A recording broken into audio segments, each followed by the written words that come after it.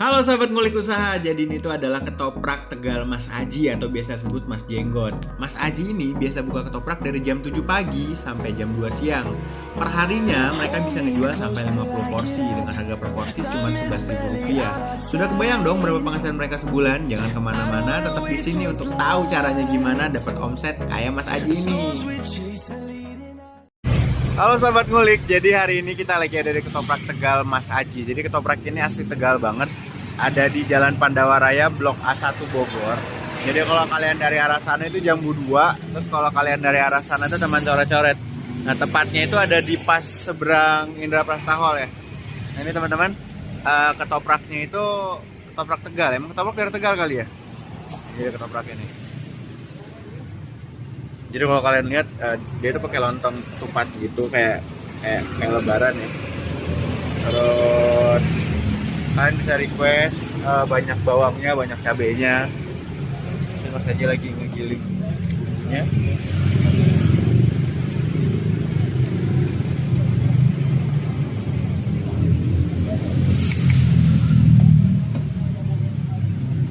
Oh buka jam berapa Mas Haji? Dari jam 7 sampai jam berapa?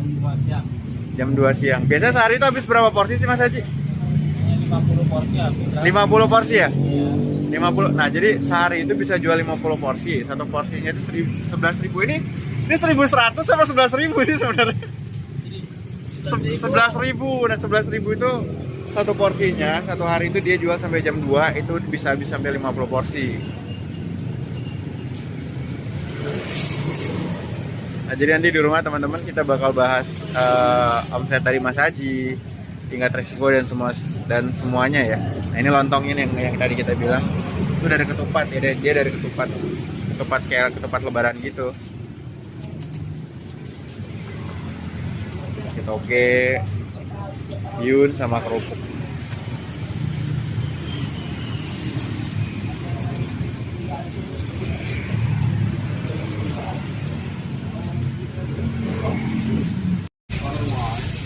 Mas Arif mau nanya dong, kira-kira kalau jualan kayak gini kendalanya apa sih?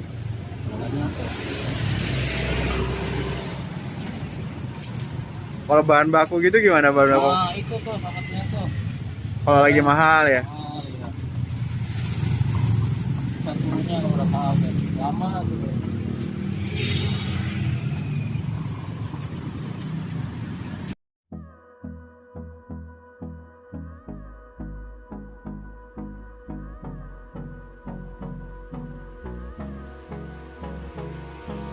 Hold me close till I get up. Time is barely on our side. I don't wanna waste what's left. The storms we chase are leading us, and love is all we'll ever trust. Yeah, no, I don't wanna waste what's left. And on we'll go through the wasteland. Halo sahabat ngulik usaha, jadi ketopraknya udah datang. Ini ketopraknya kalian bisa lihat. Jadi porsinya itu gede banget. Terus tahunya juga banyak banget tadi. Ini bihun, terus ketupat, toge, semuanya banyak banget. Dari cuma 11.000. Dan kerupuknya itu dipisah ya, sengaja dipisah. Datang, bumbunya itu kental banget. Sebenarnya nggak terlalu kental sih, dan gue tuh suka yang nggak terlalu kental. Jadi masih bisa diterima gitu loh. Terus togenya juga banyak banget, bihun. Assalamualaikum warahmatullahi wabarakatuh, Sobat Ngulik. Seperti janji aku tadi, kita akan bahas bagaimana Mas Aji ketoprak tadi bisa ngedapetin omset sekitar 16.500.000 per bulan. Jadi tadi udah aku catat di sini. Omsetnya itu 16.500.000 per bulan. Itu didapetin dari harga per porsinya itu 11.000 dikali 50 porsi per hari. Jadi sama dengan 500.000. Terus dikali 30 hasilnya sama dengan 16.500.000.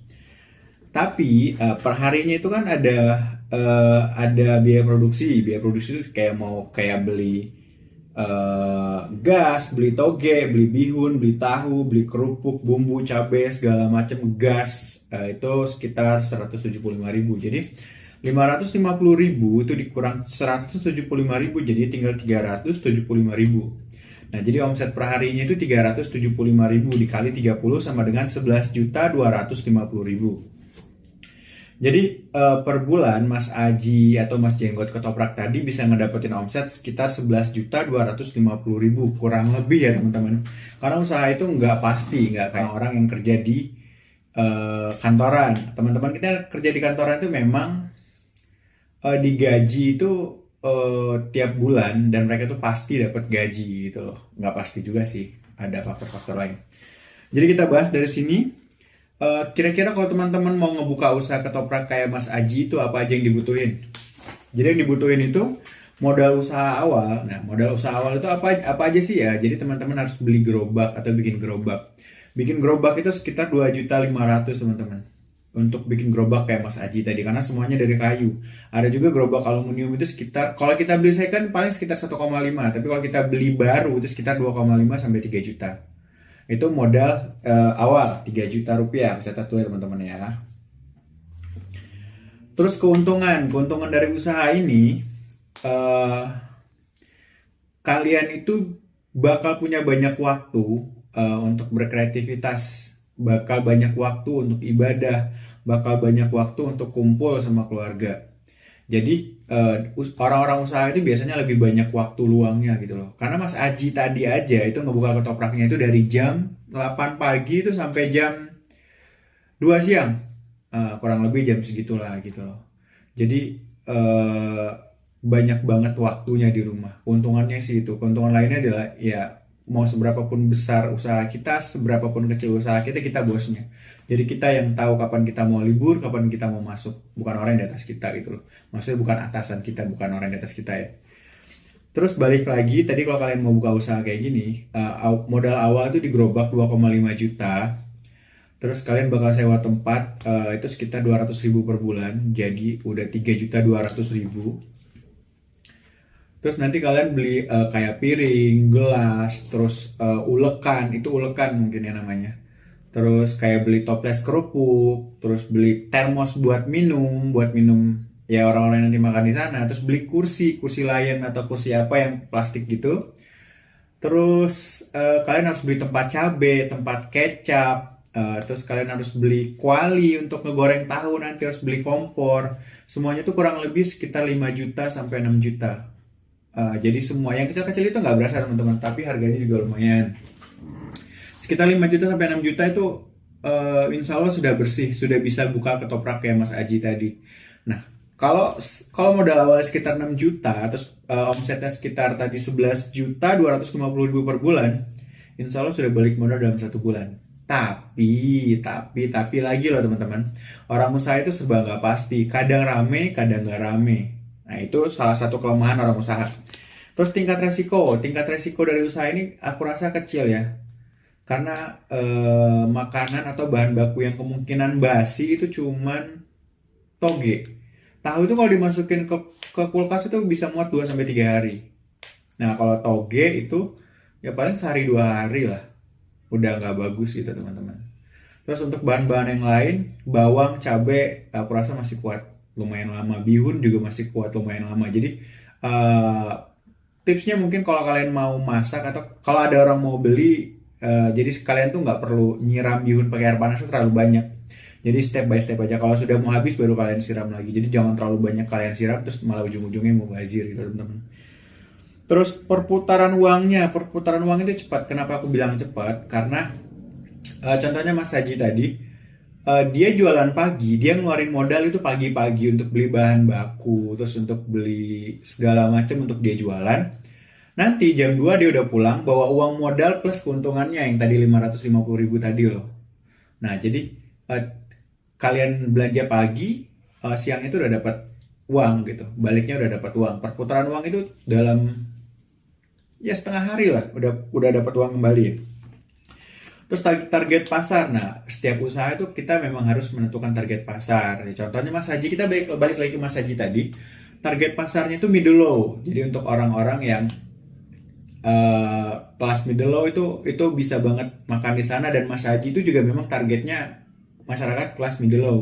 Jadi kayak aku bisa banget makan di sana. Terus kayak teman-teman driver ojol itu bisa banget, teman-teman mahasiswa juga bisa banget, karena dengan 11.000 kalian udah bisa makan kenyang. Lihat kan porsinya banyak banget tadi. Jadi dia sasarannya tuh target pasarnya middle low. Terus kelebihannya tadi udah aku bilang. Terus kelemahannya dari usaha ini tuh kayak bahan baku ya teman-teman. Bahan baku itu kadang mudah didapat, kadang juga susah didapat. Kalau kayak cabe itu kalau mendekati hari-hari raya, hari-hari besar tuh biasanya naik. Kebayang dong Mas Haji harus beli cabai dengan harga anggap 100.000 yang tadi cuma 35.000. Tapi Mas Haji nggak menaikkan harga ketopraknya karena tadi katanya takut customernya pada lari kalau dinaikin. Jadi oke nggak apa-apa, tetap beli cabai dengan harga 100.000 untuk customer-customer setianya gitu loh. Terus bahan baku yang lain seperti gas 3 kilo. Gas 3 kilo itu susah banget ya, susah sekali untuk didapat biasanya. Di toko-toko itu nggak ada dan biasanya cuma ada beberapa toko yang ada gitu. Dan itu pun nggak selalu ada gitu.